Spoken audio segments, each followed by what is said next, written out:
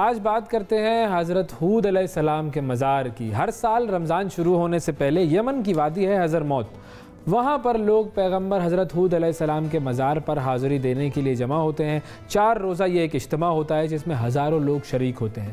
پیغمبر ہود علیہ السلام کی جو قبر ہے اس کے آس پاس کوئی زیادہ آبادی نہیں ہے، اور اجتماع میں جو شریک ہونے والے زیادہ تر لوگ ہوتے ہیں وہ قریب جو شہر ہے تریم، وہاں سے آتے ہیں۔ یہ جو تریم شہر ہے یہ وادی حضر سے تقریباً کوئی 70 کلومیٹر کے فاصلے پر واقع ہے، اور شہر میں جو آباد زیادہ تر افراد ہیں وہ روحانی طور پر جو تصوف کا نظریہ ہے اس کے قائل ہیں۔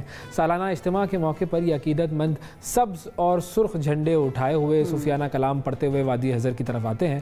حضرت ہود علیہ السلام کا تعلق قبیلہ عاد سے تھا۔ قرآن کریم میں 17 سے زیادہ مقامات پر حضرت ہود علیہ السلام اور ان کی قوم عاد کا تذکرہ آیا ہے، اور قوم عاد حضرت نوح علیہ السلام کی 4تھی نسل میں سے تھی، جو عمان اور حضرموت کے درمیان جو احقاف کا علاقہ ہے وہاں پر آباد تھی، اور احقاف جو ہے وہ ریت کے ٹیلوں کو کہا جاتا ہے۔ بالکل صحیح ہے۔ ہزاروں برس پہلے یہ علاقہ سرسبز اور شاداب تھا، لیکن آج یہ بالکل یوں کہیں کہ ایک ریگستان کی صورت اختیار کر گیا ہے، اور یہاں پر بسنے والے جو قوم عاد کے لوگ بڑے زوراور تھے، قوی الجثہ تھے، ستونوں کی طرح طویل القامت تھے۔ ان سے مطلب اچھی ویل بلٹ سے بھی زیادہ ویل بلٹ، لمبا سب سے لمبا جو ہوتا تھا وہ اس میں تقریباً 100 گز کا ہوتا تھا، اور جو چھوٹے لوگ ہوتے تھے جن کو آپ ٹھگنے یا چھوٹے قد کے لوگ کہتے تھے وہ 60 گز کے ہوتے تھے۔ تو وہ بھی چھوٹے تو نہ ہوئے۔ بالکل یہ وہ لوگ تھے، اور ایسی قد و قامت والی جو یہ قوم تھی، اس قوم کے حوالے سے قرآن کریم میں بار بار ذکر آ گیا ہے، اور ایسی قوم نہ اس سے پہلے پیدا کی گئی تھی نہ اس کے بعد یہ پیدا کی گئی۔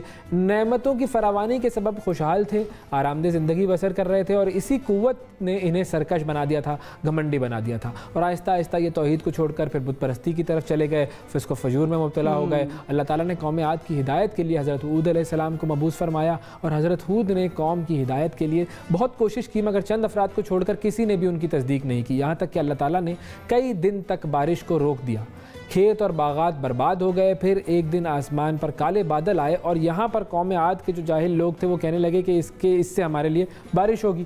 اب یہاں پر بارش کا معاملہ جو تھا وہ ان کو تو لگ رہا تھا کہ بارش رحمت کی بارش ہوگی، لیکن ان کو یہ پتہ نہیں تھا کہ یہ بادل غضب کے بادل ہیں۔ تو کچھ دیر بعد ہود علیہ السلام نے بھی جب ان کو سمجھایا کہ دیکھو یہ تمہارے لیے عذاب کے بادل ہیں، تو کچھ دیر بعد پھر ان کا جب کہا سچ ثابت ہوا، ہوائیں تیز چلنے لگیں، تیز رفتار سے چلنے لگی، اور ان کی رفتار اتنی زیادہ تھی کہ گھوڑوں کو، مال مویشیوں کو ایک جگہ سے دوسری جگہ دے مار رہی تھیں یہ ہوائیں۔ 7 دن تک تیز دن رات یہ ہوائیں چلتی رہیں، اور اس دوران ریت کا طوفان اٹھا، تمام مکانوں پر، انسانوں پر یہ گرا، اور تمام لوگ یہ ہلاک ہو گئے۔ صرف حضرت ہود علیہ السلام اور ان کے چند جو اصحاب تھے جنہوں نے امن کی جگہ پناہ لی تھی وہ بچ گئے تھے، اور اس واقعے کے بعد حضرت ہود سرزمین حضرموت چلے گئے تھے، وہاں پر باقی عمر انہوں نے گزاری۔ یہی یہاں پر ان کی قبر ہے، اور قبر جو ہے یہ تاریخی طور پر تو ثابت نہیں ہے، لیکن مقامی روایات جو ہیں وہ اسی علاقے کو اسی علاقے کو قوم عاد کا علاقہ قرار دیتی ہیں، اور اس کے علاوہ حضرموت میں کئی کھنڈر ایسے ہیں جن کو مقامی باشندے آج تک دار عاد کے نام سے